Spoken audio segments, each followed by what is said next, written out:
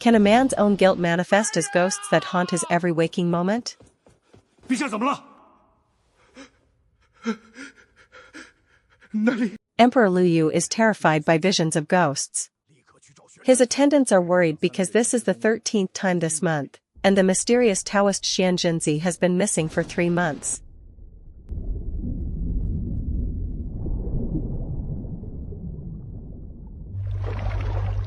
The story takes us back to 456 AD. Emperor Liu Yu had just ascended the throne for 7 days when a general named Yuan rebelled, leading a massive army of 100,000 toward the capital.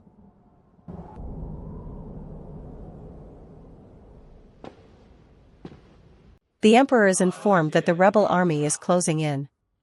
Yuan accuses the emperor of usurping the throne by killing his own brother, creating a dire crisis for the new regime.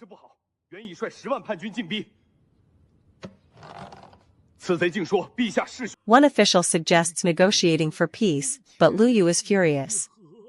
He refuses to bow down and beg for mercy only 7 days after becoming the ruler of the land. The emperor asks Minister Kai for a strategy. Kai claims he doesn't have a plan, but he knows a specific person who can resolve this impossible situation. The man is Xuan Zhenzi, a Taoist priest. He once defeated an army using 1,000 straw men and stopped a deadly plague in just 7 days through mysterious rituals. Xuan Zhenzi is feared for his dark arts. 3 years ago, 30 imperial guards sent to fetch him were found dead and standing upright at the city gates the next day. Minister Kai explains that this man can turn the living into ghosts and the dead into soldiers. He is the only one capable of breaking 100,000 rebels. Despite the risk, the emperor agrees to a ritual. Minister Kai tells him to burn incense in the side hall at midnight, hoping the Taoist will appear.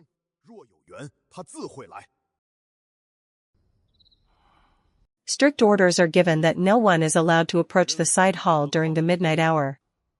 The atmosphere is thick with tension and anticipation. As midnight strikes, the mysterious Xuan Zhenzi finally appears. The emperor immediately recognizes him and asks if he can truly help save the empire.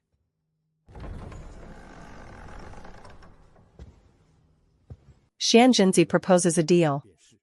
He asks for 3,000 men, and in exchange, he promises to provide an army capable of defeating the 100,000 rebels. The emperor agrees to the deal, but he insists on watching the entire process. He wants to see exactly how the Taoist plans to manufacture this miracle army.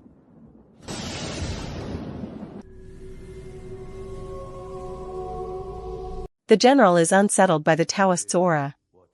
Xuan Zhenzi tells the general that his methods are no different from the emperor's own ruthless political assassinations.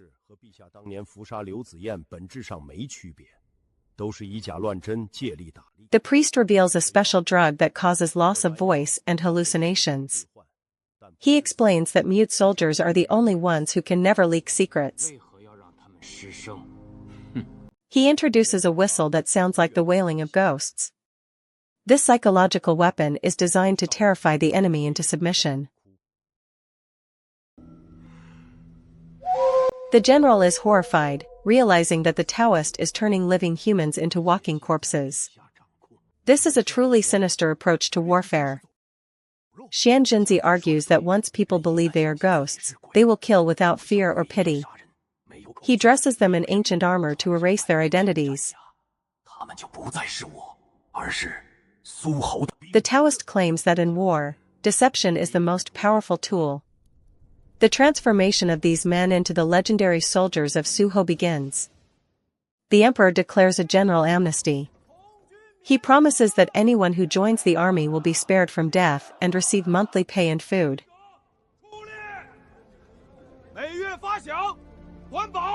The recruits are given what is called the heavenly soldier pill. They are told this medicine will make them invincible and grant them immense strength. In reality, the pills are the first step in stripping away their humanity. The men are being systematically broken down to become ghost soldiers. The process is brutal and cold. These desperate people have no idea they are being prepared for a suicide mission under the guise of glory.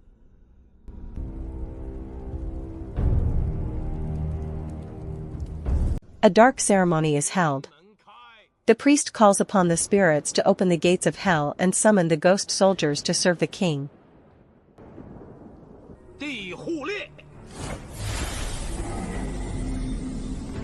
Xuan Zhenzi tells the 3,000 men that they are now dead. He commands them to forget their names and pasts, identifying only as the soldiers of Su Ho. The transformation is complete.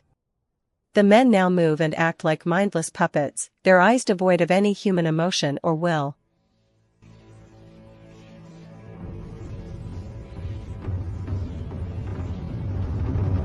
The emperor is shocked by the change. Xuan Zhenzi explains that people are easiest to manipulate when they have lost everything, including their identity.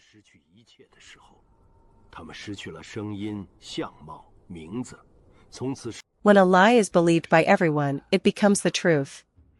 The emperor is now convinced by the illusion. The ghost army is ready for the night attack. Meanwhile, a general named Liu Yu pretends to defect to the rebel leader Yuan. He claims that Emperor Liu Yu is suspicious of him and wants him dead.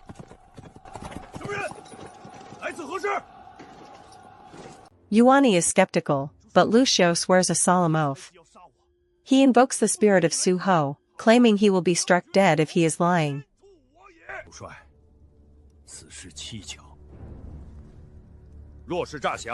Believing the oath, Yuan welcomes the defector.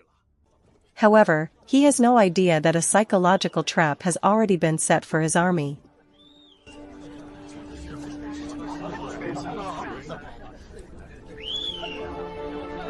A thick mist suddenly descends upon the rebel camp. Eerie sounds fill the air, and the ghost soldiers emerge from the fog, terrifying the rebels.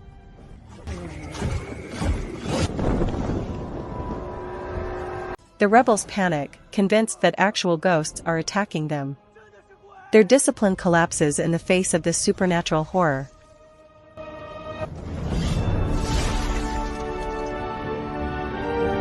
The ghost army achieves a crushing victory. Yuan is forced to flee to Jiangling, and the emperor's throne is finally secured through this deception.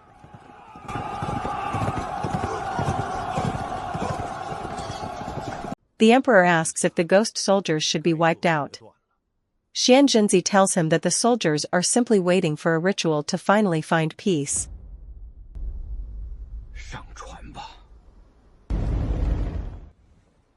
The mission is complete.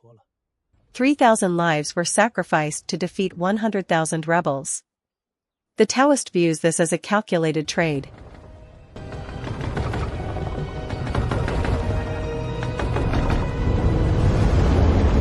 Xuan Zhenzi tells the emperor that the path of a ruler is always paved with blood. By choosing this path, Liu Yu has ceased to be a human and has become a mere emperor.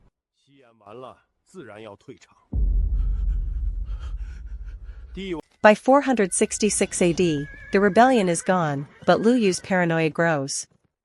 He begins killing his own kin, unable to trust anyone, haunted by the ghosts of his choices. In 472 AD, the emperor dies suddenly. His body is covered in mysterious bruises, as if he had been clawed by thousands of unseen hands. Years later, Xuan Zhenzi admits he tricked the poor into dying for the emperor's victory. He wanted to prove that power can turn a man into a ghost.